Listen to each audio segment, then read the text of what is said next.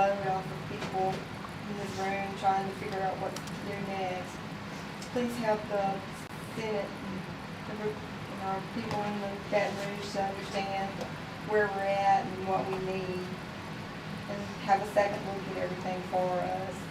Thank you for the kids that we have in this parish. We're so proud of the ball players and everyone that goes through, and the families that support them, and the people in the parish that support them. Thank you so much, God, for everything that you've done for us and for Jesus. In Jesus' name we pray. Amen. I pledge allegiance to the flag of the United States of America and to the republic for which it stands, one nation, under God, indivisible, with liberty and justice for all. All right, roll call. Randy Rance. Here. Bo Barton. Melinda Ballard. Here. Baron Glass. Here. Maria Bass. Here. Gary Castle. Here. Johnny Fallon. Here. We've got an addendum we need to add to the agenda, and we're going to need a motion to add this agenda. It's the resolution declaring the results of the renewal of the two property taxes. I make a motion. I second. I'm going to do a roll call for the minutes. To add to the agenda, Mr. Randy. Yes. Bo Barton. Yes. Melinda Ballard. Yes. Baron Glass. Maria Bass. Yes. Gary Castle. Yes. Johnny Fallon. Yes. We'll add it between D and E.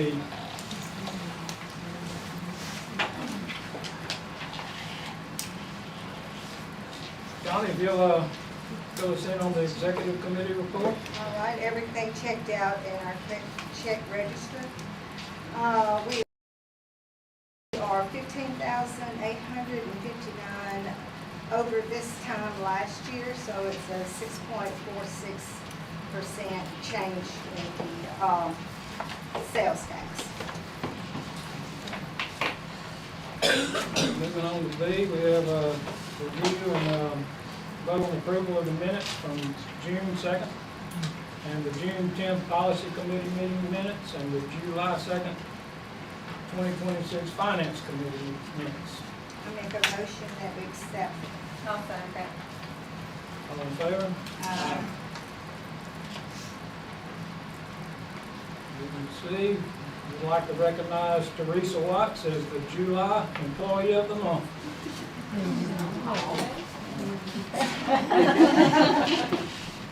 So tonight I'm honored to recognize Teresa Watts as our Employee of the Month from the People Appraisal Department. Behind the scenes, Teresa keeps our whole department running smoothly. She reminds us all about all our compliance, bid lines, and in special education, compliance is such a critical part of the work. She works tirelessly to make sure every one of our deadlines is met. Every year she creates detailed spreadsheets, she tracks all of our evaluations, our reevaluations, our RDRs, and she helps keep us organized and proactive. She manages extensions, she monitors everything we do, she makes sure every case is moving along smoothly. And I can't think of the time since I've been in this role, which is 7 years now, when we have not been 100% in compliance. And it's because Teresa manages all that for us. But I really want to talk about too, though, is what makes Teresa really special to us is the way she serves others. She's always willing to help all of us throughout the day. Teachers call her. We all sit in her little therapy chair right there all day long.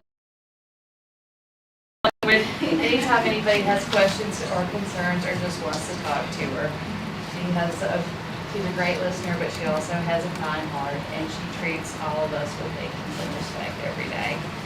She has a great work ethic, but it's your kindness and your willingness to help us all that makes so valuable to us. So thank you for everything you do for us here.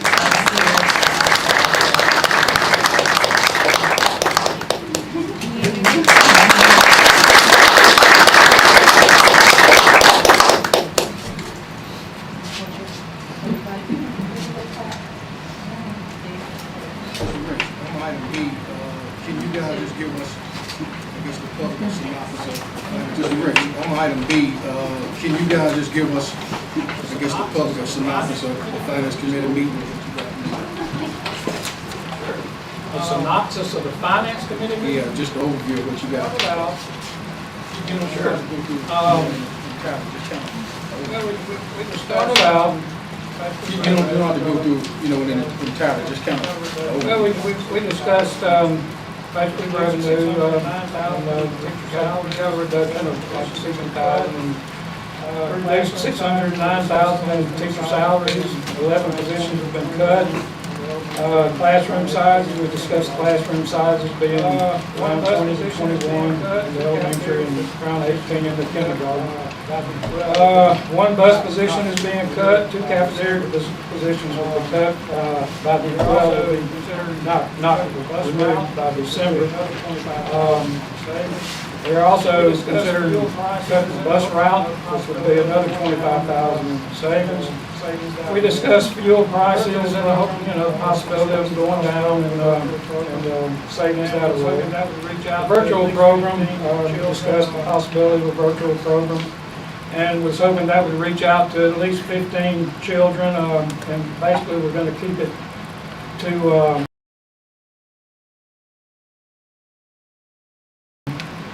the ones that are already at present time homeschooled, and reaching out to them and trying to get them in the virtual program if possible, if they want to enter that program. And that program cost would be around $2,500 per student, but we would get the MFP funds for those at $8,000 per student, so that would offset that $2,500. So we will recover that. So we recover that $2,500 cost with the MFP cost and then some. Don't want to open the window for everybody, just the children that are already homeschooled for now. And talked about Delta and adult ed and the possibility of the program as far as credits program for those that are out of school to recapture their GED and welding certificates and their GED and things like that. And that lets these kids walk with their class and so forth and so on. And I'm not really sure, do we get credit for those kids as far as MFP? I didn't know whether we did. So we would get credit for those if we kept those children in school like that. At by the same token, the letter grade, we discussed the possibility the letter grade for school possibly will be impacted, but that's here and there. If we lose the letter grade, so be it. Kids get to walk with their class and they're getting their GEDs and certifications and all that. So big deal. That's about it. Pretty much. We talked about curriculum costs, personnel travel, garbage pickups, several things, electricity. That's pretty much. We talked about the possibility of the legislative auditor to review the system and determine ways that we may be able to improve or save money. We talked about the possibility of using our sales taxes for the as far as teacher benefits and retirement and the 13th check. We talked about carryover and supplemental, possibly being dedicated for the benefits. We talked about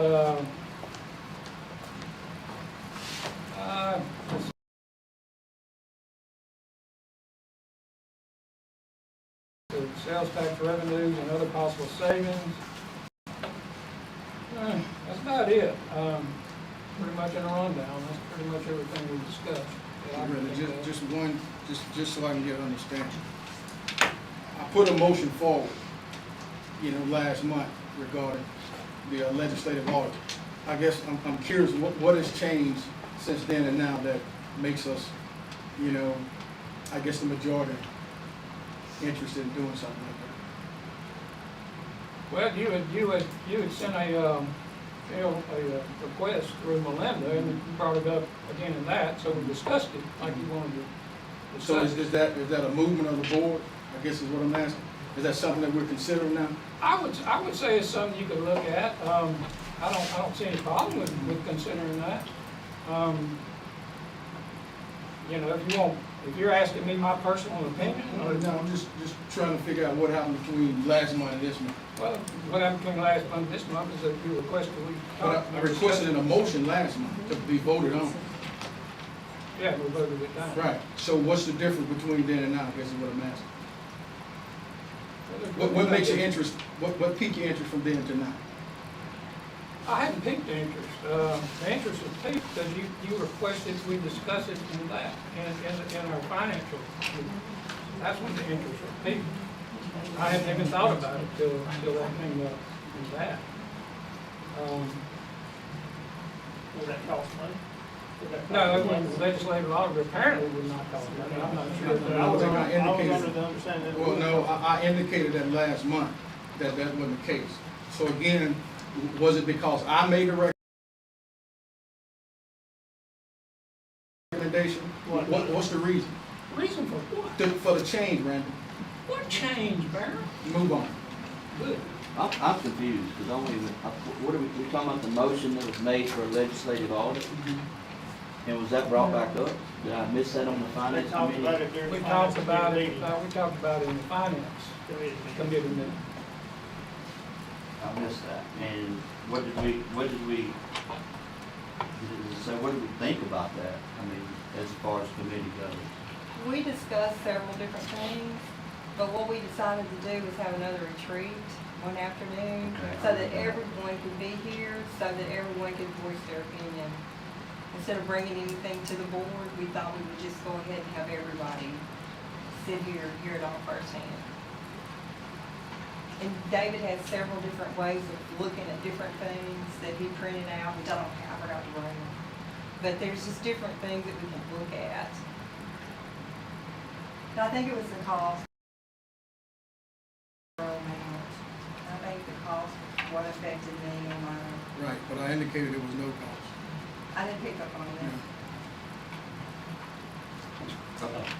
I was listening on air.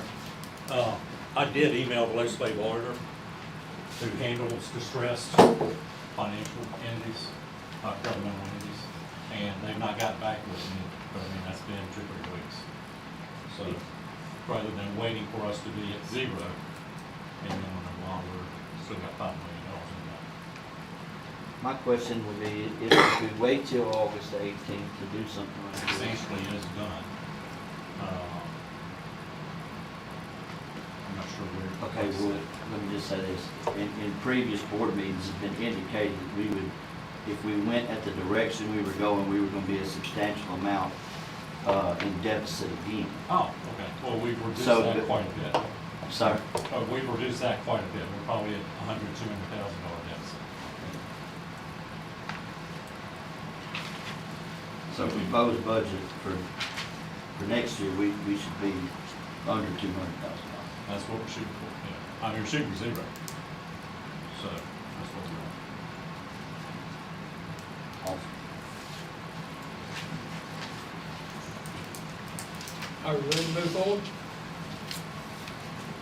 Let's move on to D, recognize the Caldwell Parish High School student athletes for participation in state level competition. The first would be the golf team. I assume they're sitting out in the hall. There's, Case Abrams, Jet Black, is that right? Alex Frazier and Bridger McCain. Kim Rushing is their coach, so.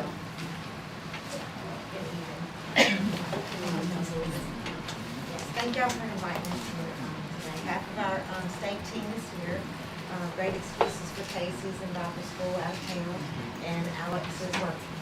So I'm glad that there's other people joined me this evening, but I want to thank Ms. McCann and the board for approving for us to have golf team for the school. I think it's a very big success. And we started out with begging for 5 to join Ashton Cruz, with his endeavor with the state.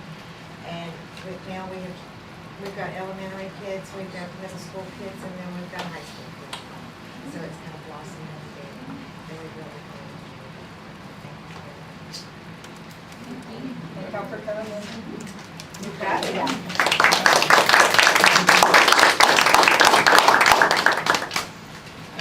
proposed track, Juan King and Marion Thompson. They're not here. They didn't come? That's Mr. King's grandson.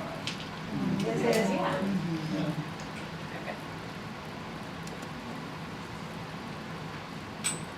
You know, one too many years ago, we wouldn't even be talking about track. So it's a good thing that they do that now. All right, we're talking about adding to the agenda, the property tax addendum here. And it's a resolution declaring the results of the renewal of the two property taxes from June 27, 26 election. And we're gonna need a motion to accept this. You're gonna need a motion to amend the agenda. We already done it. We did. Yeah, we added it to the agenda. I make a motion, we accept the election results. I'll second. All in favor? Do we need a roll call on that? I'll do one, sure. Yes. Hang on 1 second. Sorry, okay, Ms. Rink? Yes. All right, Ms. Martin? Yes, ma'am. Ms. Ballard? Yes. Mr. Glass? Yes. Ms. Bass? Yes. Mr. Rasmus? Yes. Ms. Fallon? Yes. And we do want to say thank you to the people. Absolutely. Absolutely, for sure. All right.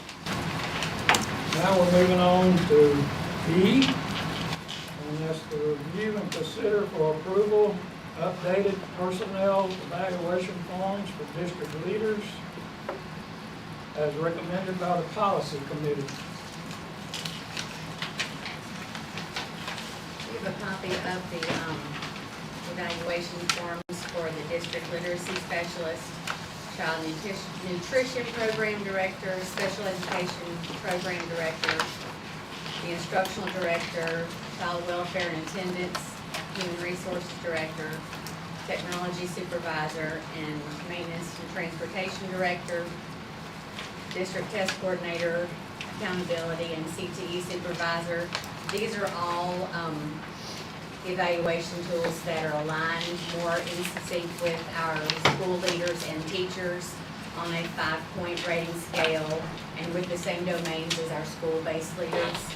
And so rather than the outdated, satisfactory, needs improvement, unsatisfactory, this keeps them more aligned with our school and teacher leaders. Now, Nick, I think I asked last month, on these contract renewals, are they ready for tonight?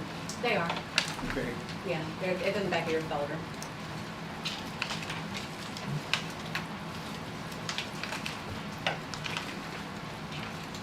There's a list. Well, I guess the reason why I'm asking is because, you know, if there was a contract that, the board did not want to renew, you couldn't do it tonight because you have to give them 180-day notice.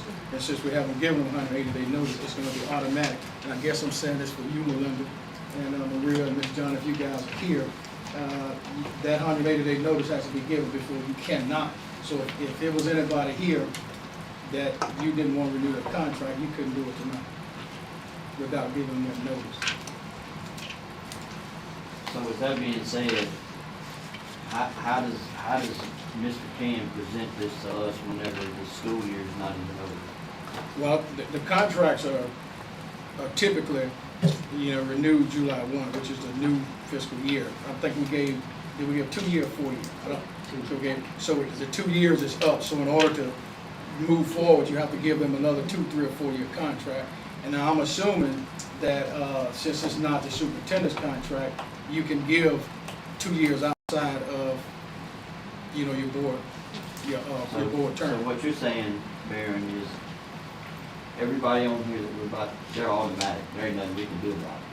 Unless you're gonna notify them tonight that you're not gonna renew their contract. That's not within 180 days. Well, 180 days would be out, so you would have to go until basically December, but to answer your question, yes. Which, I'm assuming that there's recommendations to renew contracts. Yeah, I'm sure they are. Yeah. I'm just saying, I mean, let's just say next year, the people sitting in this room didn't want to renew John Brown's contract. And if it gets presented on the July board meeting, it's too late. So, Well, the but thing is- in Nikki's defense, how does she present that 180 days out when the school year, that's 3 months before school? Well, rather than cast the blame, I'm just gonna say it's an oversight, because it can happen. I'm just saying for future purposes, for anybody, Melinda, if you're here, again, Maria, Ms. Johnny, that you'll look into it if you're not gonna renew those contracts. So those are just things that you need to be aware of at some point. Because if there was a person tonight, again, that you didn't want to, you could not legally do it, Linda Tarver Wright versus Caldwell Parish School Board, the Supreme Court indicated that you have to give 180-day notice if you're not going to renew a contract. So for the purposes of, I guess, contracts here tonight, shit, everybody's safe, because you cannot not renew it. So if you got a recommendation for it, I'm ready. I think at some point, Nick, it out of fairness, you know, in order for individuals to see personnel files, you know, you have to vote on it. I think we're voting on something, taking words, when I think people probably need to see something relative to. Well, I think today, all we're doing is approving the evaluation instrument that's used to evaluate these leaders. But you have to recommend those contracts tonight, right? I was under the impression that I just give you a list of the contracts that are being renewed. That's not what this So item is. that's what I'm saying. So when are you gonna renew them? Because it's supposed to be renewed July 1. Yes, but I mean, they all received satisfactory. This is just the tool. I've been using the old tool because this one's not been adopted yet. So every June, I have a formal conference with all of the leaders, and we go over every item on their tool that's used. We talk about their strengths and their weaknesses and what they need to work on and what their goals are gonna be. They write performance objectives, and those are 2 years that last for the length of their contract. And so we measure the progress on their performance objectives for each year and whether or not they need to set new performance objectives. And so those are over with the length of their contract. So that list that's in there is just letting you know which ones are going to be approved for the next 2 years. Right, so what I'm gonna do is, I'm gonna hold off on my item K to discuss and consider personnel hiring freeze, because all of that was in there, so I'm gonna Okay. ask that we just disregard that at this point in time. If you're gonna do it, do it. Yeah, I just want to use a more updated evaluation instrument. It needs to be updated. Yeah, Yeah. because the other one is just, I mean, it was basically just S-ins and U's, and it didn't leave any room for growth. And I like the way that this is aligned to the same indicators that our principals are and that our teachers are, so that everyone is following the same, domains of system, mission, vision, and strategic goal setting, instructional leadership, capacity building, system and community environment, professionalism and integrity, systems operations and management. It also gives you a place for reflection on your current practices, your area of strength and reinforcement, and your area of growth. And it gives you an opportunity to write in that information there for growth. So I got a question. Mhm. So we're about to vote on this. I'm not voting on a name.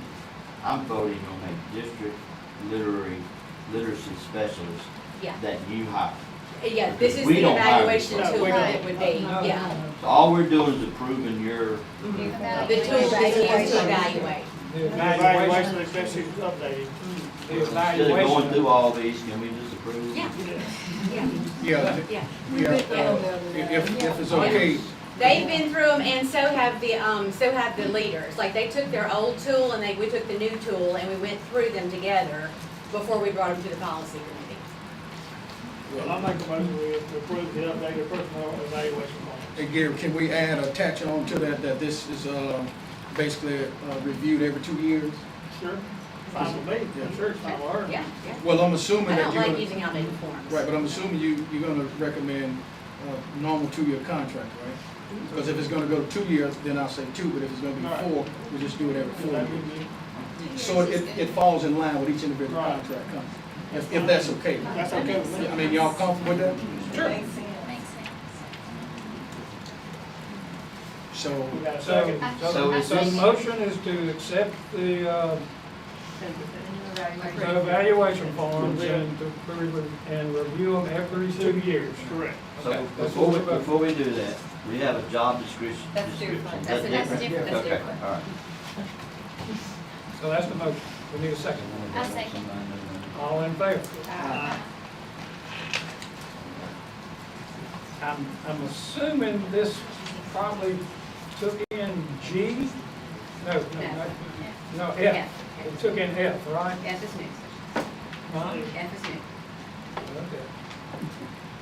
Yeah, as a matter of fact, Nick, we just discussed that today with the Supreme Court, which most people are still not aware that this is taking place. So Angela, I think, they're looking at how much confusion, it can cost by maybe putting too much air in the tire because you got, child welfare attendant, you got this person. So tomorrow I need to get with you and Angela to provide some type of insight for them as to what we're doing, how we're doing, and how it's going to benefit the school system. So if you guys are available, Wednesday, Thursday, or Friday, we can kind of look at it. And see. Okay, so we need to review and consider the approval for the job description for attendance improvement specialist as recommended by the policy. Yeah, and I just want to make sure we know that this is a grant, this is funded, this is $100,000 that was given to us as a school system to use. And so what we're thinking is we're going to hire that person, and it has to be at a CIR school. So that's one of the jobs requirements that they have to be housed there. And my thinking is that this person will help really target the elementary kids and giving the families the things that they need to get to school, whether they need resources or help, whatever they can do to help really target them early. And so as we get older, then they know they're coming to school and we can help them as they grow older. I think I have in the past always concentrated on maybe high school, and I think we really got to start early. And so I think we're going to use that person to really target those early. And the money, of course, that's left over will pay for some of my salary, which is good. So who will this person report to you? Yes. And I will say this, other parishes are doing this. Yeah. Yes. They're following It's a big right along. initiative with the state. Yes. I really think it's going to really help do a good job. It's going to be good. And this is a $100,000 grant that'll cover all the salary expenses and then some. Yeah, and it's amazing. And if you notice on the bottom of the job description, it says this is a grant-funded position and contingent upon grant funding. So whenever the person signs it, they know this is. Just make sure you follow the hiring policy. Oh, for sure. We're good.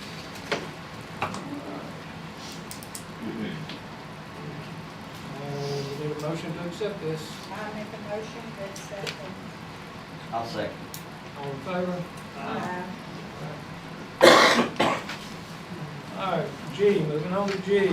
Review and consider for approval student technology acceptable use policy as recommended by the policy committee. Mike? Yep, the next three are kind of all together. We did not have a student acceptable use in the actual policy manual. We had one for each school and how they handled it. I think we needed a blanket policy for all students across the district. So that's what, this is not highlighted at all for the student one because it's all brand new. And it matches up similar to what the teachers have. And we kind of rewrote that policy next. All three of these are kind of together. The teacher acceptable use policy kind of outlines the changes with the highlights. We added in several things, including AI usage, which we'll get to that next. That's the third policy we're going to add.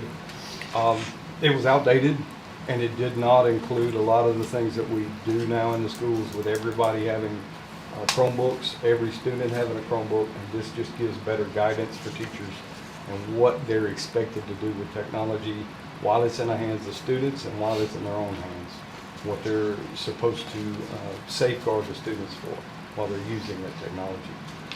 A brief overview of AI. Employees are encouraged to explore AI as a thought partner while maintaining the human in the loop oversight to ensure AI is never the sole factor in high stakes decisions, especially grading or discipline. And then comprehensive guidelines will be in the AI policy that will follow after this one. The other thing we did not have was a property and liability policy within the teacher acceptable use. We didn't have a student one at all, but we didn't have one in the teacher. We needed to add that in because we as a district can't afford to replace every broken device that gets handed out. And I think if we're not having this in, we understand that accidents happen, but when it's sheer negligence because they think, oh, it belongs to the school, I don't care that I beat it on the wall, we need to be able to fix that and say that you are responsible for those devices under your care. Not just teachers, but students as well. So we added that block in there. And then the last is the artificial intelligence addendum to the student and teacher use policy. This is kind of a new thing. Brian and I went again for the second year in a row to the national conference for technology use in the school systems. And ISTE was heavily focused on AI again this year. And the student use, teacher use, how it's going to be used appropriately. After going to that, I think our AI policy that we put into place mirrors what ISTE wants to have happen in the classroom with student use. That there is oversight. With what we did. Absolutely comfortable with what we did. We did add in, Mr. Glass, you had wanted in both of the student and the teacher stricter guidelines for what happens if they do not follow these policies, and we did. We added in the formal reprimand and suspension of revocation of technology privileges. I guess the reason why I'm asking is the policy is no good if we don't have people executing the policy. Exactly, and this is going to be rolled out to teachers and to students this year that, hey, this is your responsibility. Have you had a chance to maybe, because I'm more concerned about high school and junior high, have you had a chance to talk maybe with, I guess, the principals? We did. We talked, especially with Alana, because she was there in the office with me.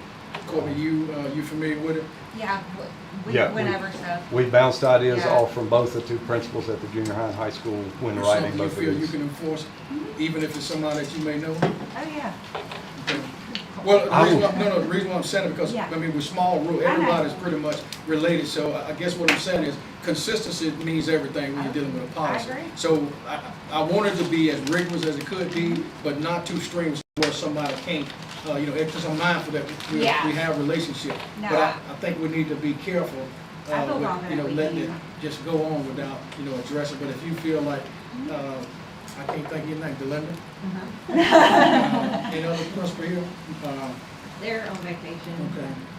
Well, I'm assuming, taking your word, because Randy, I mean, we decided to make it as, Maria, Melinda, you can kind of, join in as tough as possible, because of the things that's going on, how easy it is to get access to it, I guess with computers and stuff like that they have at school. So again, I don't want it to be too complicated, but I mean, it needs to be enough to where if a person decided to do it, that those consequences hopefully would be enough to, prevent them. I mean, Maria, you guys, yeah. The legislature is passing new laws that shutting down, starting all this stuff. Really? We'll go over them, the principals guys, exactly. So there's Yeah, gonna be it's all- more teeth in there that we won't be able to get around.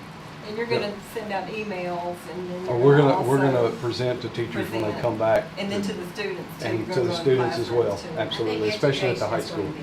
Yeah, Yes. making sure they understand. And different people coming in talking about it, so just one person all the time makes Right. a difference. You'll listen more. AI literacy is the first key to using it correctly. And then from there, it's how do you handle the policies that you have in place? That's the next key. And they were all here during the policy committee meetings, and they were fine. I forgot who was here. Well, that's good. And I will say, part of this is, it puts a lot of burden on the IT department to vet out the right AI programs, and the teachers can only use the ones that we vet out. And after going through that training the last 2 weeks, Google is going to be our friend because it is already vetted out for us. We are already a school district that uses Google. So there's tons of stuff that they can still use it, which is the whole point of AI. It's not going away. It's here. If we don't teach our students to use it correctly, then we are not preparing them for the future when they leave the school system. But I think we do need these guidelines that we put in to make sure that when they use it inappropriately, these are the consequences. I think we pretty much covered G, correct me if I'm wrong, we covered F, G, and H in that. Correct. So do we have a motion to approve these in one motion? I'll make a motion that we approve these three.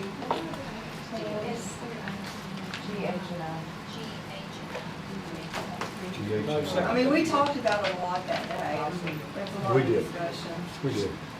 And we rewrote a few things from what I recommended, so everybody had their And input. y'all went to class and learned. Yeah. GHI? I'll second it. All right, we got a second, all in favor? Uh, Next on the agenda is review and consider approval, employee, what's it? Review and consider for approval updates to board member compensation policy as recommended by the policy committee. Everybody's got a copy of this? And I'm almost certain that is, I forget where we arrived at, was it 25%, was it 3 meetings, 4 meetings, what was it? Because I It forgot. says here, we added, I'll read it, board member compensation and expenses. Caldwell Parish School Board shall provide an expense allowance of $425 for its members in accordance with state law. School board members shall also be authorized to receive reimbursement for mileage going to and from meetings, as well as reimbursement for actual travel and related experiences outside the jurisdictional boundaries of the school board on official school board business, all in accordance with the school board policy. I would like to add that we don't get any expenses for travel if anybody thinks we do, as far as going to and from the meetings. Nobody in this room has got any expenses for traveling, coming to and from this room. I promise you that. The school board members shall be allowed to miss 3 regularly scheduled monthly school board meetings, assigned committee meetings during a calendar year with no penalty. Any member exceeding 3 absences shall thereafter forfeit their monthly compensation per absence.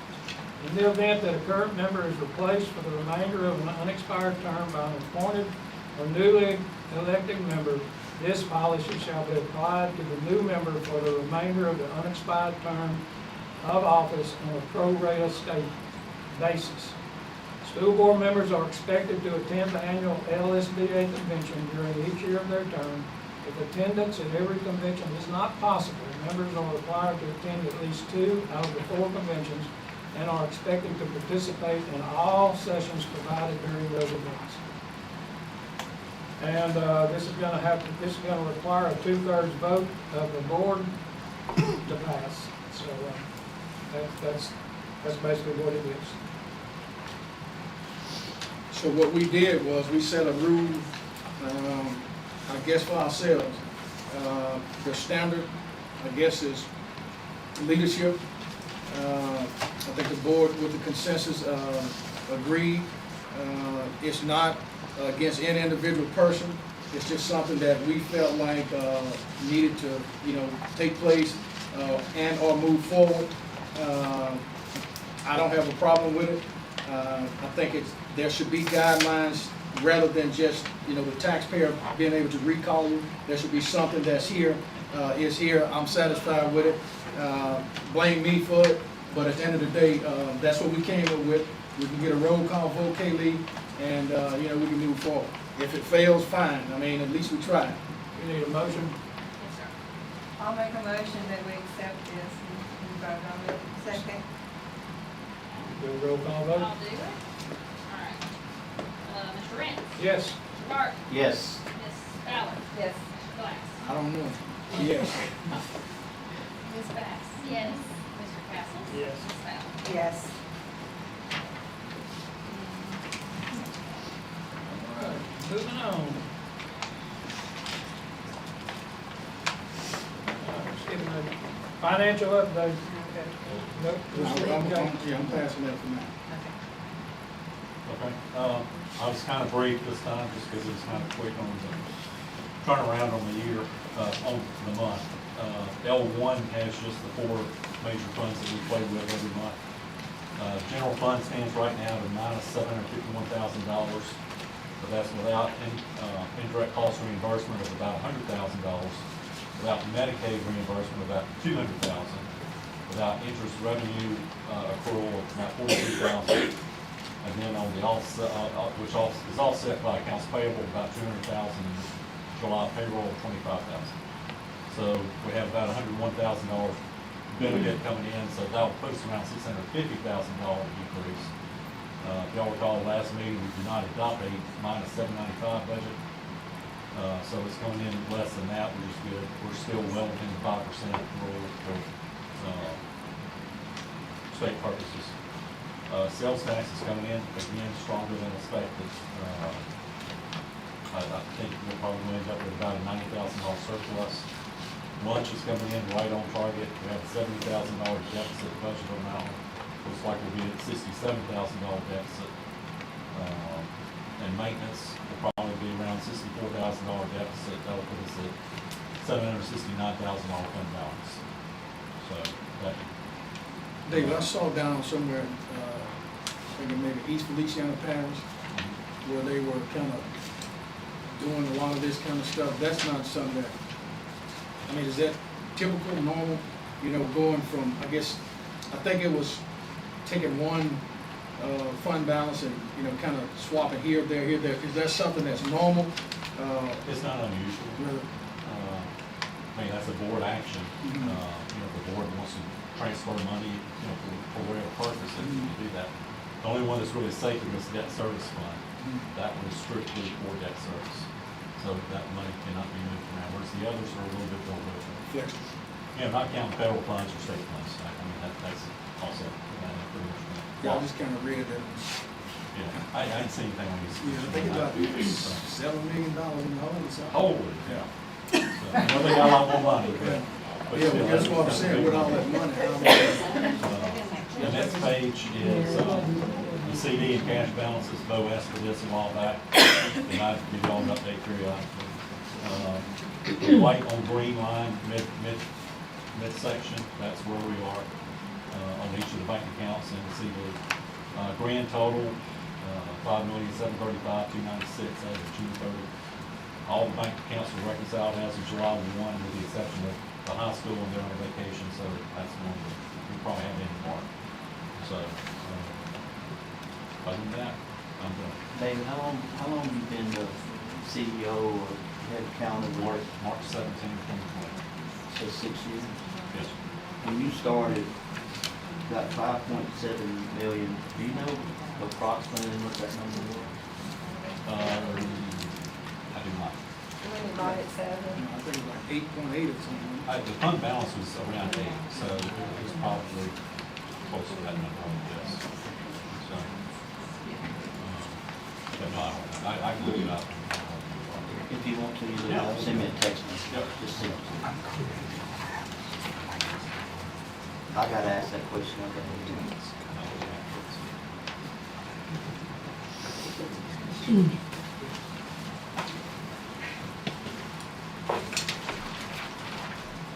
Anything else? No, sir. All right, moving on to district leader updates. Well, we have finished summer feeding, so we're kind of on break right now for the month. I think we ended up serving roughly 1,500 meals, breakfast and lunch, around 70 or so average, students that came in to eat. So that was pretty good, and like I said, we're just kind of on break now, and I'm by myself for a little while and getting ready for August.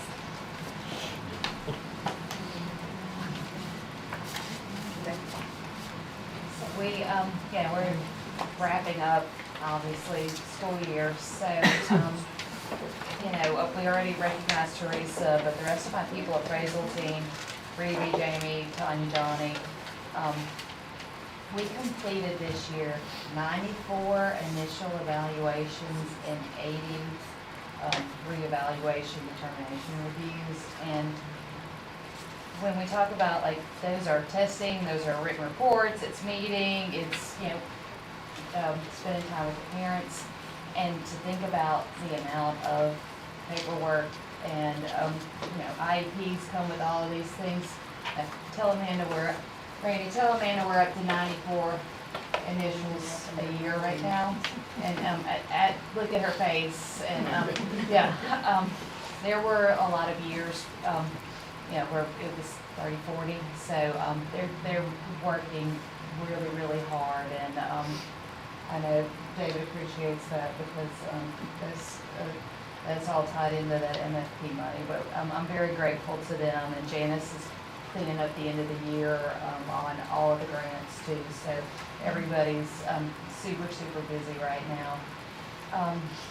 I know everybody's mostly worried about money, but last month I had another chance to spotlight what we do here. I was able to present at Lucia about our 18 to 22-year-old program, and it's pretty nice when big districts are asking me for all the emails. I don't know if they ever contacted you about, they want to know how we're making things like the cafe work. So we're very grateful for all the support and being able to be a part of that. We are working on inventorying for the next school year, getting everything up and ready to go for teachers and for students. And like I said, we went to ISTE in Orlando this year. And we brought back a lot of things I think that's going to help us, not just productivity-wise, but financially as well. A few programs that I've already started writing the program to replace some of the stuff we already have. So it's very beneficial to get it with. Mike, in your department, what does everybody do? Because you got, what, 2 or 3 people? We got 3 people. Coach Abby handles a lot of the repair issues, but she also at any time can help us with any major issue we're having. Brian oversees the Google management and works on inventory and some of the Chromebooks with Abby. We kind of use those two together, and I do a lot of the paperwork side of the other, getting with vendors, getting with E-rate, doing all of that, and still doing some of the inventory and repairing Chromebooks. We kind of all do the same job at some point throughout the week. So. And the 911 when no one has network or internet, or the phones are out. Yeah, we're still picking up the pieces while we were gone for the last 2 weeks. So. Well, the reason why I ask is if everybody know what the other person's doing, so in the event that something happens, you still We're constantly in communication. I've been texting them all through this and said this is what happened with the policy. Now we got to work on this and go so forward. Does everybody have the capability that needs to have it to get into school with whatever it is that y'all got now? Yeah. No, that is one of the things I'm setting up with a vendor to build out that list of new teachers. We're just now hired who we've hired, so now I can build in those databases and get every teacher up and ready to go. So. Mike, I know one of your people is a full-time athletic director and full-time coach. Yep. So what about the other one? Does he have other responsibilities, or is he totally dedicated? Totally dedicated to IT. He was in the classroom for the first year, and we realized that he was having people come into his classroom and interrupt just as much as he was teaching. So it was not beneficial for him to do that. Is there any other employee we have in technology? Is it just you 3? We have representatives at each site that help give out things to manage Chromebooks, to inventory stuff. They keep the list at each site, so we can work on the big picture. We would consider them as being employed technology. No, they're Teachers, volunteers. Administrators, volunteers. Volunteers, paras, assistant principals. Whatever, yeah. What about cameras in the classroom? Have we gotten more cameras in? Right now, the state has only mandated SPED cameras, and that's where we stand. Okay. Other than pre-K and Head Start, which they're all under the same building, they all have them. In their room? Yeah.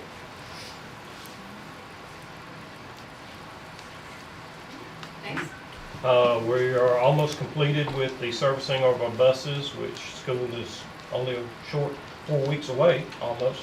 So we've almost got that done. 3 routes are still available. I had several coaches and prospective bus drivers go to a workshop a few weeks ago. Now they've just got to go through the process of getting their testing, their physicals and skills tests and things like that to get their formal CDL to drive.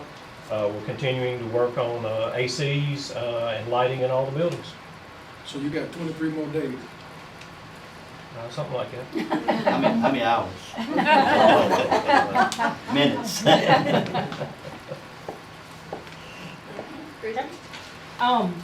We ended up this year, we have interns, we talked about the interns we have this summer, we ended up with 15. I started out with 19, had some quit, had one we couldn't get it situated, but we ended up with 15.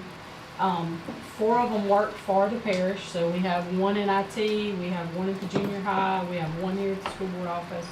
Well, it ended up being 3. But we have them all over the parish and businesses. We had a lady from the State Department come Thursday. She talked with me, kind of see what we're doing and how we're doing it, and then we went around to some of those businesses and she talked to the kids that were in town. She said everything looked great. So that's been very successful this summer, I think.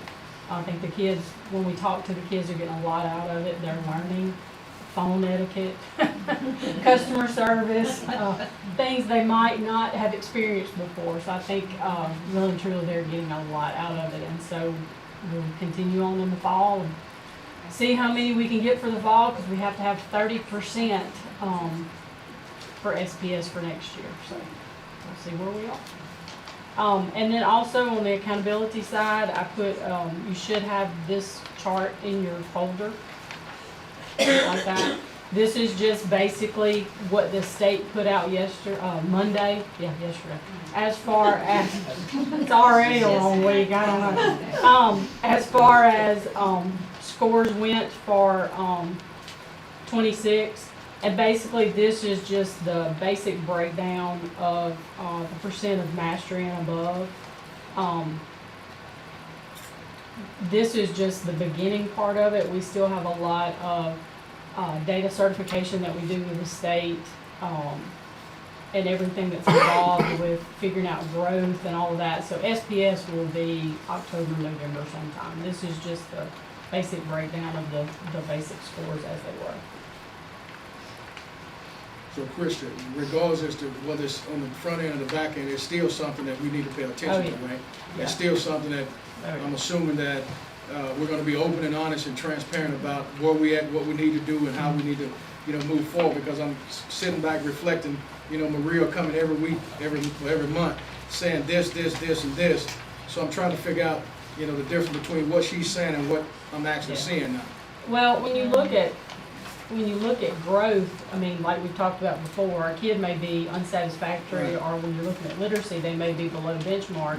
And so when they grow, you see that growth. It may not be to a mastery or a grade level, but they're still growing. So each little bit of growth helps. But when you're looking at overall scores in SPS, you may not see that growth completely because you have to hit such a high standard. So I think we're getting there. There were some areas that we need to work on that we see. We've already talked about. I know Ms. McCann met with the principals today. There's some areas we've got to work on, but I think we've seen what they are, and we just gotta get after it this year. Yeah, I guess, the analogy I'm using is that, football team win, 2 games one year, and then come back the next year and win 1. Well, that's 50% growth. And I think, parents and they need to understand, and I think, I'm not saying that we're being dishonest by no stretch, by the imagination. I think, the conversation needs to be, because they went out and they voted for this millage when many people just had issue after issue after issue. So that happened. And I think from this point on, we need to be a little bit more open, honest, and transparent with those people, because they entrusted us to do what F, so to speak. So I'm happy that we're there. I just, hope that we can be 100% brutally honest, no matter what. And I know, like the literacy things we were putting out, it's hard to see. These kids hit benchmark, which only had 9% growth. Right. Well, a lot of those kids were probably already at benchmark. It's kind of a, it's kind of a hard, it's kind of hard to describe what it actually is. Yeah, it's kind of hard to describe what it actually is and to explain what we're showing. But the growth is there. It's just sometimes it doesn't show exactly the way it should. A parent messaged me with one of the, I guess, what was posted, 79% growth or whatever. So their thing was, what if I wanted to put my kid in this classroom, whereas the other teachers? So, if we can just kind of explain that. And Delinda may have more to say about that, because that was kind of their, they were putting that. I got a question.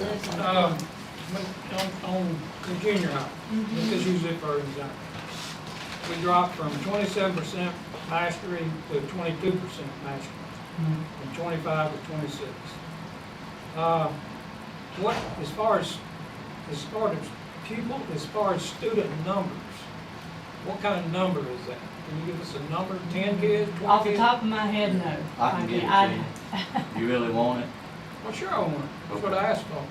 So we tested 94 students in grades 3 through 8. Is that about right? 94, 3 through 8, no. How many think we tested? We had, I know I was counting today, and like 4th and 5th grade was 180. 3rd grade was You got that many? 90 We have, at the something. junior high, we have 320, and there's probably, there were You take 5 that didn't test. So how many y'all think for you tested? elite, and then, I'd say I about think it's more than 315. that. And At the this is, junior high. and this is Yeah. times 4 subjects. So what you're looking at here, and I'm gonna go ahead and tell you, I'm not happy with these scores, at all. Because number one, we dropped and so a year ago, we were sitting at being the highest growth in the state. So last year, we were on cloud 9. We grew 4 points. This year, overall, we dropped 2. And so I've not been happy. I was sick all weekend when I got these, and then even sicker yesterday.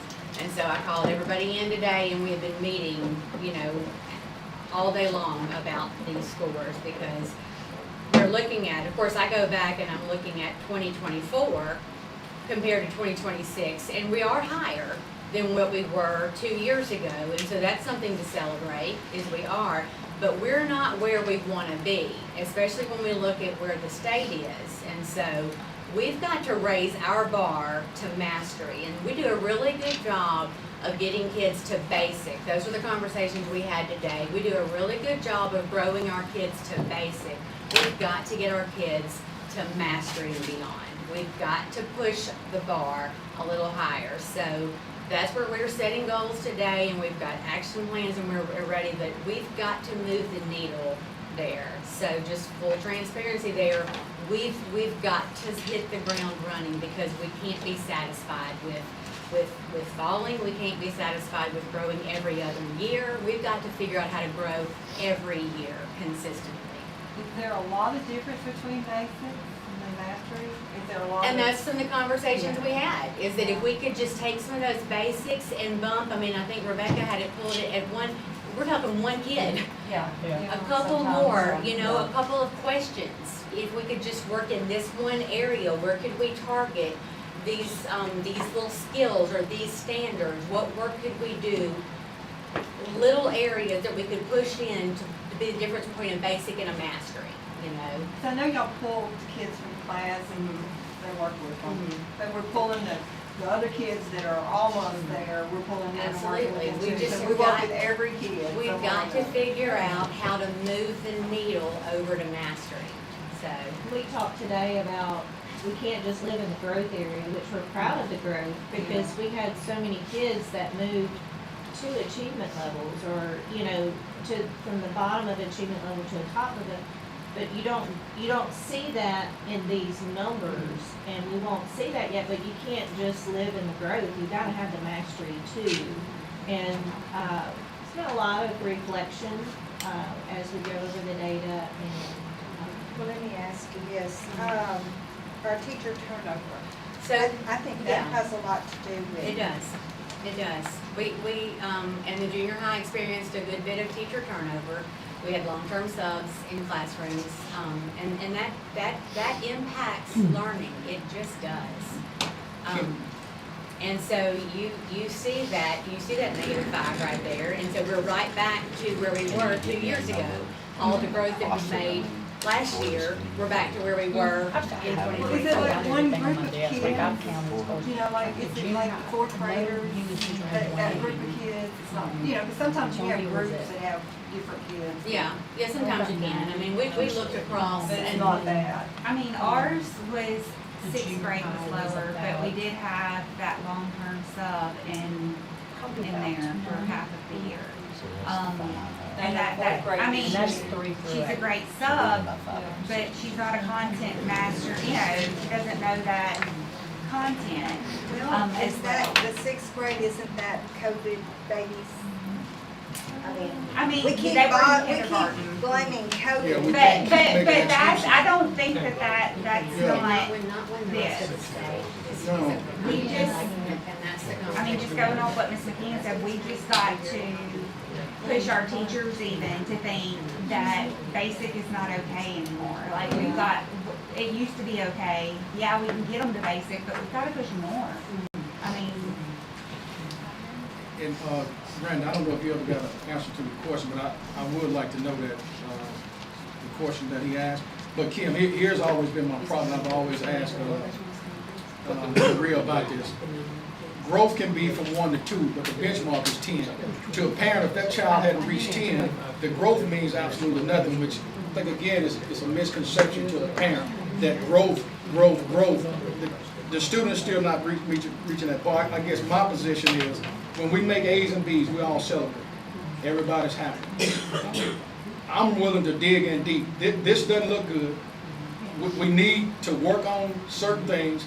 We need to, I guess, instill, in teachers. I think we need to be a little bit more rigorous. I think the leadership needs to be elevated. I think there are other things that we can blame, not an individual, because I think when Maria, I listen to her emphatically, and it's always good, and I asked the question, I think, the last time she gave a report, so this means that when we get these test scores, they're going to be reflective of what you're telling us every month. Now, it's not an indictment on Maria because she's not here. I'm saying I think it's a hard balance between the information that we give versus what we see. I don't think it's that we're performing 100% unpopular, but I do think there are some other things, like we can't keep blaming it on, long-term subs and COVID, and, it's got to be something else that's not taking place. I think to clarify, when we talk about growth, we're not just talking about 1 or 2 points. The state gives growth targets. Right. We're talking about kids that met their growth target. Right. And you're also talking about your bottom 30% kids. So to get growth, you have to not only meet your growth target, but you also get points for kids who met their growth target and were in the bottom 30. Right. So you're talking about your bottom 30, they may not be benchmarked in literacy, but they're moving achievement levels and they're growing to kind of close those Understand it gaps. fully. And so it's the same way in literacy, and I hate to speak for her, but they also give us, the state gives growth targets for literacy, which we met, and that's where that growth number comes from, not just a kid moving from 693 to 694, it's the actual meeting their growth target that the state gave. And that's where I feel like we messed up in a lot of ways in the state. When we start looking at everything as far as a standardized test, rather than, whether a kid is improving or whether a kid, and these kids know this is what bothers me more than anything. These kids know this, and it makes a child, when you say, well, you're approaching basic, you're basic, you've just about, done this. Well, used to when we were kids growing up, we made A's, B's, C's, D's, F's. No big deal. That kid's a smart kid. That's all we knew. That guy said he was smart. I might try to cheat off of him. but that's all it was then. Now our children have to go through standardized tests, and they have to meet this criteria. They have to meet all these goals and do all this. And everybody is graded, down to the teachers, down to the board members, down to the superintendents. That's what's wrong what's wrong with the school systems today, is the standardized testing. Now, don't get me wrong.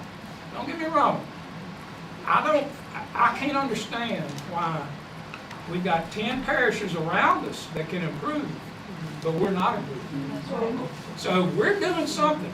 We need to see what the other parishes are doing to improve, and why we're sitting stagnant. As much as I hate standardized testing, we need to be improving. We improved 4 points last year overall, and we dropped 2 this year. Right. We've got to figure out how to do it consecutively. We can't grow every other year. We've got to grow every year. Let me say this though, here's the problem that we got with the testing this year. And just needs to be out there, it needs to be said. 90% of the parishes in Louisiana either were mastery and grew 90%. 10% were failing. And we're in that 10%. We're in that 10%. That's what has happened. So you can add the numbers up, do whatever you want to, but that's the basic, and that's what Nikki's fighting right now. And that's the job I wouldn't want to fight, but that's what's going on. I mean, I was sick all day yesterday. And I would be too. But I think, again, to my point is that it would seem that 1 + 1 = 2. If I'm getting every month that we're doing this, we're doing this, we're doing this, we're doing this, we're showing all this growth, we're showing all this growth, we're showing all this growth. And again, it's not, I think, Brandon, you and I saying the same thing, just different. We're trying to get an understanding as to what it is that's not being done that we can reflect on and make it better. Now, again, we're all in this together. Amen. Okay, it's not us versus them, but I'm not going to sit here and say that there's not blame or fault that can be given, because there are some things that are just not done right. We need to make sure that we fix those things and get them right. If it's a friend of yours, a friend of mine, hey, if they're not doing what they're supposed to do, we need to evaluate them, we need to put them in remediation, and we need to either slide them on out or put somebody else in. I think, again, we allow a little too much.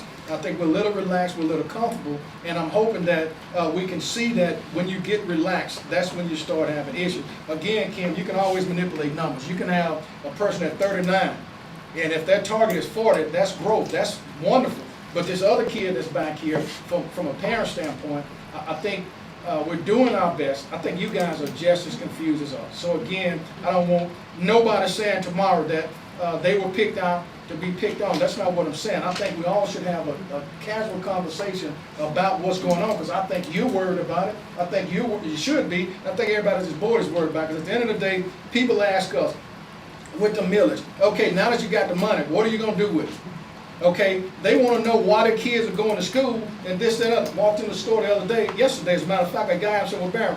They have fundraisers at Union Central, Grace. What do they do with the money? Hell, I don't know what to tell them. And they're probably watching now, because I told them I was going to mention it. So people have these concerns, and we need to stop thinking that they don't have them. And it's a hard job. Again, this has been the worst year of my entire 33 years. This 1 year right here, I'm ready to get out of it.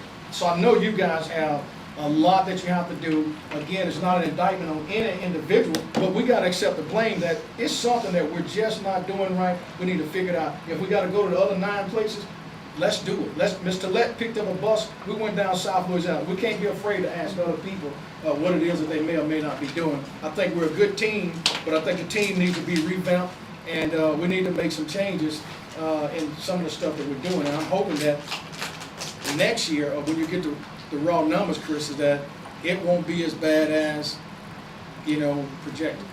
But I think the public has a right to know where we're at. I want to make a comment on this. Randy, you asked for a number. Christie says approximately 562 students tested, okay? So if you look at that 3% of our kids made advanced, that's 17 kids. Grades 3 through 8 in English language arts. I'm not giving you anything you can't go on the LDLP website and look at. It's out there for the whole public to see. So if you look at mastery on English language arts, we get 24%. That's good. So you're saying that's 134 students out of 560. And then you go to basic, 67 students. You go to approaching basic, which is on layman's terms almost average, 196 students. And if you go to UNSAT, 145 students. So those are kind of your numbers, but that's something you can go to LDOE and you can look at English, math, science, social studies. Social studies is horrendous. I don't know why, but that's something you think we'd be really good at. But it's not. They just changed the curriculum and did a new test for social studies. And the answer to that, Chris, is that's good. They changed the curriculum, but 90% of the people taking the test this year improved. They either maintained or improved. 90% of the parish, 90 out of 64, Randy, 90% of 64 is about 60. Improve their Their mastery. mastery. Their Yeah, mastery their rate, and mastery so score. their mastery rate is wherever it is. Yes. It improved, just like we improved ours 4 points last year, they improved theirs wherever it was. Right. Last year. Because there were districts who fell, who were way above us, or districts who were below us who fell. It doesn't matter, it's just did you grow or not. But I'm like you, I like a number, Right. the percentages don't, I wanna know how many kids made mastery, how many kids made advance. So how many kids you said made master? Y'all want me to Well, go no, get it this off is my just- desk? This is just English language arts. There's 8 categories, 9 categories. I mean, we got time to discuss. I was just- Yeah, that's, I mean, he asked for a number, so I gave him a number. I would like to address the fundraising, though, while. Please, so they can hear you. Yes, every principal, every school, publishes what the fundraiser is for and advertises that. I don't know, just tell them. I don't Yeah, know. and it comes across on your group meetings, their Facebook pages, their newsletters. And there's no doubt what they're using the money for. And usually whenever you work with a company like Little Caesars, on their flyer, they will say, tell me exactly what you want me to put on the bottom of the flyer, what it's going to. Right. Yeah. But I mean, that's the expectation. People think we know that, we don't. So I always like to give an answer to what somebody asks. I don't want to get weeds.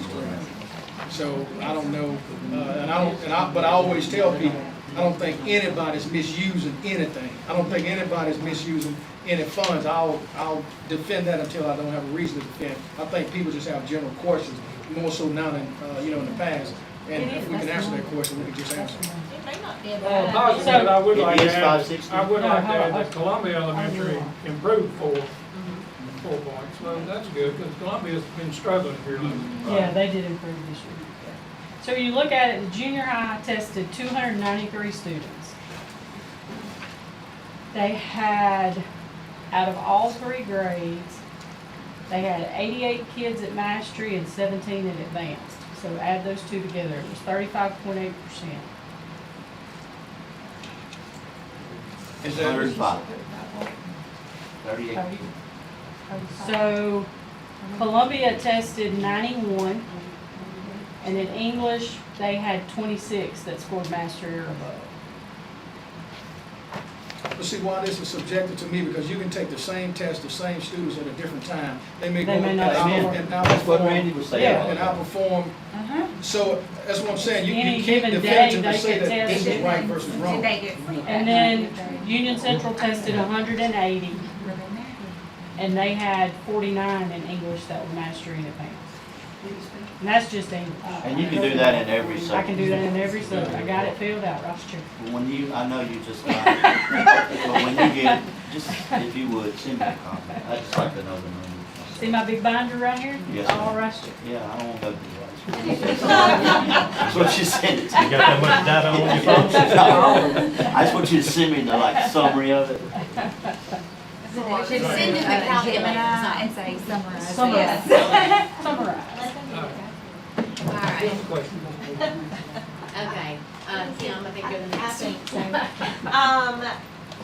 Mr. Glass, you asked, me to sit up and talk to you them. did.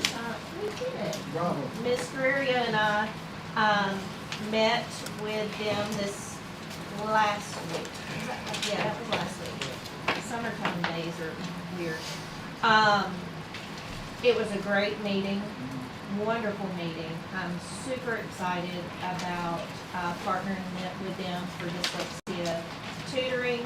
I'm working on getting a memorandum of understanding after we talked.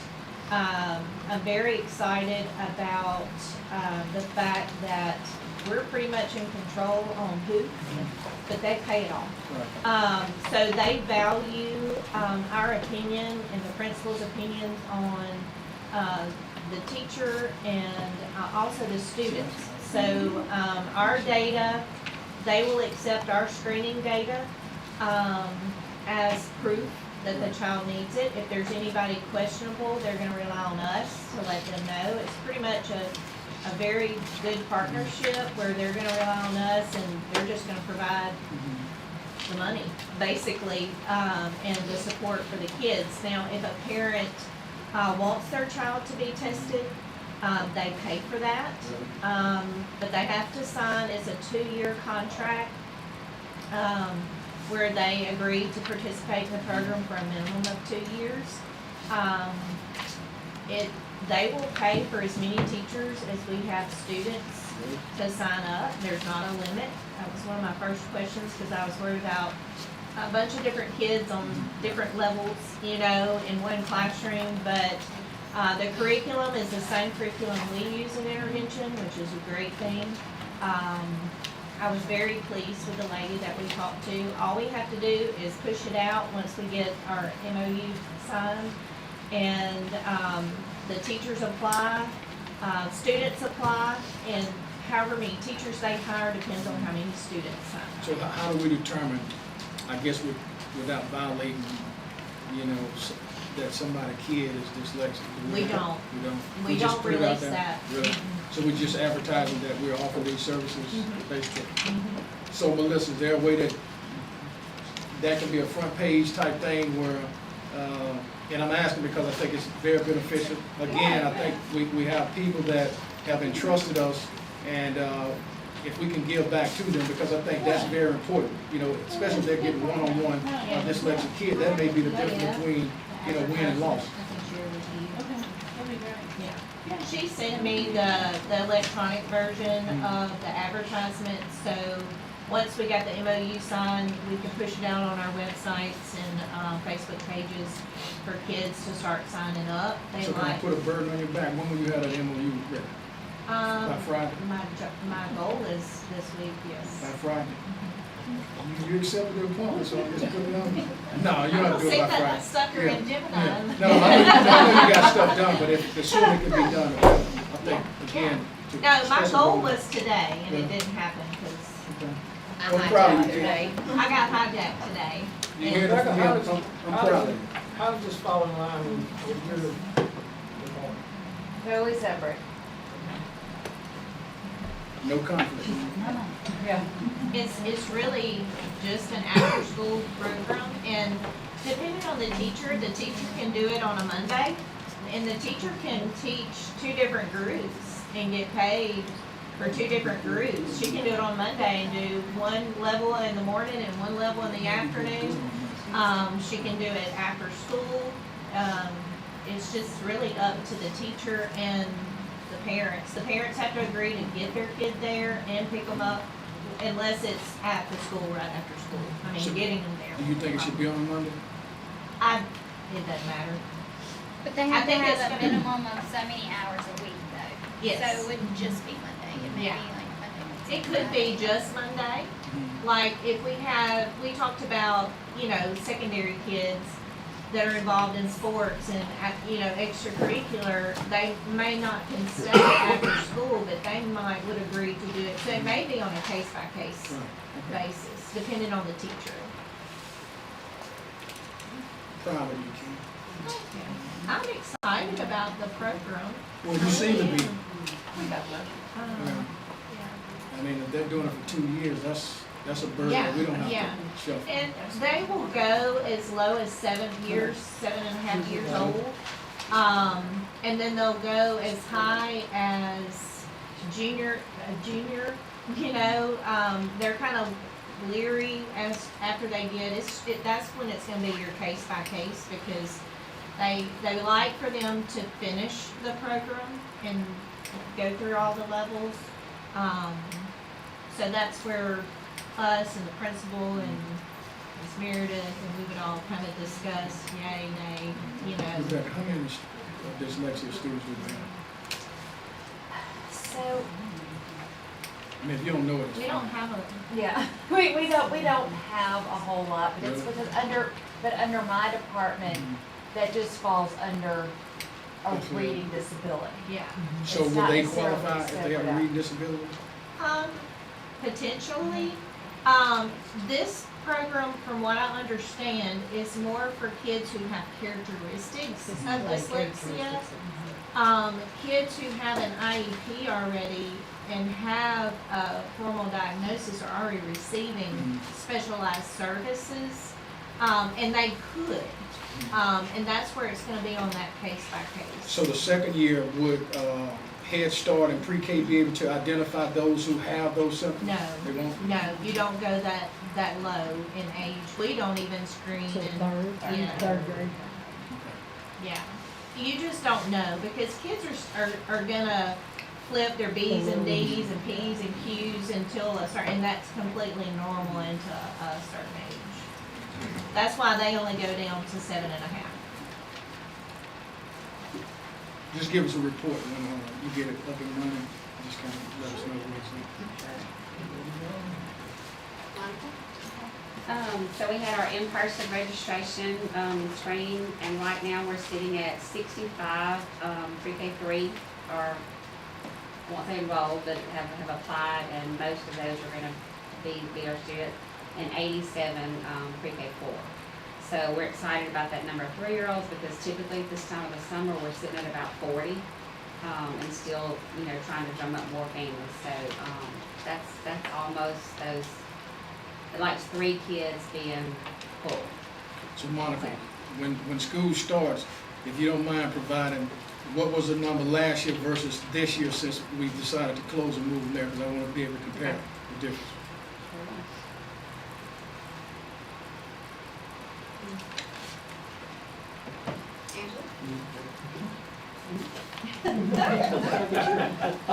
We're almost fully staffed, and up there one time we were talking about what was on the agenda, so right now, I think we need a janitor at Grayson, so we're still actively looking. Because I had some people calling, complaining about stuff not being mowed, sending me videos and all this stuff, especially the high school. When you go into the entrance, you're aware of what a C sign is at, so I don't know, do we still contract out? Or do It's we a have- bond or something that's taken over. Well, it's unacceptable regardless. So, I mean, do we contract, do we have janitors? How does that work now? People know. Yeah, my staff mows, Oh, does it? yeah, Do they? and we're trying to get caught up. Yeah, from most that. of Let me say this in that defense. It don't take but one day. Right. I mean, I work at a school. In 3 days of not mowing, and 3 days of raining, and now you gotta wait 3 more days, and that grass will be that high. So in their defense, I know you guys work hard. In their defense, it's hard when it's rain, when you get the amount of rain we got. Sometimes you pulling mower out of ditches. I know Caldwell would pull me out many times. So it's just the way it is. It's just wet out there. So is anybody taking care of Kelly? Because I know it's pitiful. Get on the It's pitiful. No, I mean. I've almost rode my Bush mower off. over there. Yeah, that's one we got to get on. You better take a bush off. I know. It's bad.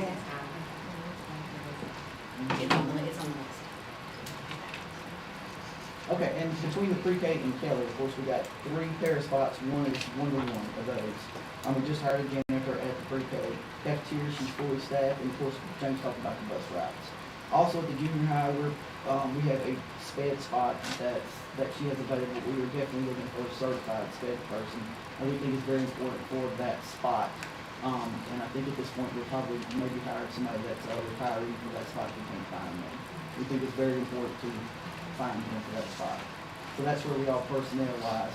I never talked about attendance the last time, but we ended the parish at Nick today at 93.1, which was an increase in almost a whole point from last year, which is very, very good. I'm very excited. The principals and the secretaries, they all work very hard and pulling that up. And so I look forward to hopefully that going up to like it used to be pre-COVID, where we were at 94, 95. So we're hoping we can get there one day. And so how's that compared to people around us, like the 93.5? Where's everybody I else? know we're above the state average, and I can pull that and look at it. I Just look at wondering. other people. I know we have a serious problem. But we had people that wouldn't report attendance evidently because they made that mandatory this year. Repeat So pairs. I'm just gonna be honest. I mean, they were not even reporting attendance. I don't know how you got away with that. So, I'd have to look and kind of see. But, Melissa, of course, she blew it out the water. She was the highest, of course, at 94.6, that's Columbia. Then Union Central was 93.9, and everybody else was still 92, 93. I think, junior high was 93.1. So everybody was up in the high 90s. Of course, Kelly was low, but that's just because they're babies, they're 3-year-olds. So we're very excited about the tennis, and I think with the improvement specialists coming on, I think that's really going to go up because they work really, really hard. So I'm excited about that. Yeah, they got some comments and all kinds of other stuff.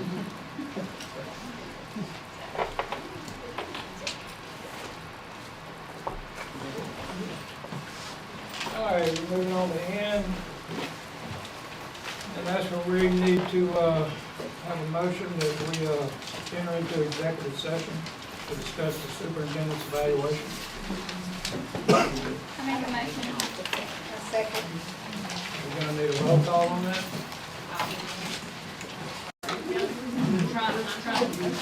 Okay. Maria, you did the motion. Johnny, you did the second. Roll call. Hobart. Oh, yes. I'm gonna wait till after the roll call. What am I voting on? We go into executive session to discuss the superintendent's evaluation. Nick, I'm kinda confused as to, I mean, yeah, well, I'll find out. Lori, yeah. Ms. Johnny, Yes. Mr. Passes, Yes. and Mr. Rand. Yes.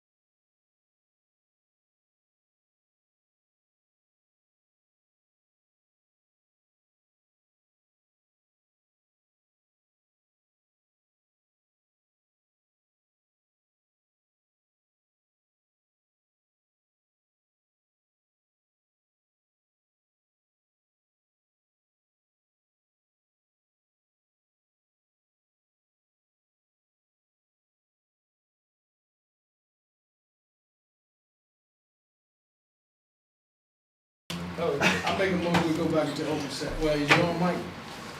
You on yet? Not yet. oh, they got to come in first, I forgot that. No, we gotta make a yeah. motion. Yeah, I guess Mike has to be on first. Make sure. I made that motion, but it shot me down. Oh, you made it? But it shot me down, but I'm waiting. Oh, okay, well, go ahead, yeah. All right, we're on now. I make a motion to go back into regular session. I second. All in favor? Aye. Aye.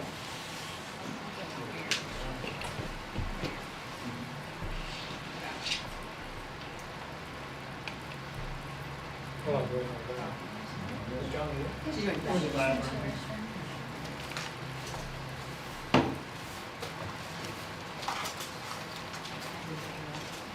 All right, moving on to O, superintendent's report. All right, so, the finance committee wants to schedule. We went executive session to discuss personnel. You have to give a reason. You know, Brandon just had to say, we went, Oh, tell why we went executive session to discuss personnel. Oh, we're gonna, Yeah. to discover personnel matter with the superintendent's evaluation, and, probably do that when he. Yeah, I didn't know we did, and I just wanna make sure that when that stuff is on, I mean, you believe who watches it, and go back and watch it. That's, what superintendent?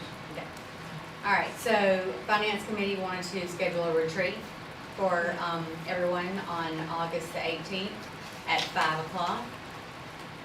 Location to be determined. Probably here. Here, that's fine. Randy said, cool, Randy said. All right, so we can, discuss that. So everybody will come to. Yeah. Sorry, y'all, I didn't mean to step that, slam that door. What day is that on? August the 18th. I ain't even talking about the 80/20. That definitely won't be on My mine. position's already made. What we discussing? It is a Tuesday. Oh. Oh, Randy, those policies go into effect, July 1, this 25-26 school year. Michaela, just make sure you add that in those, resolutions. All the, ones we just did? Yeah. You just have to see what we're gonna do.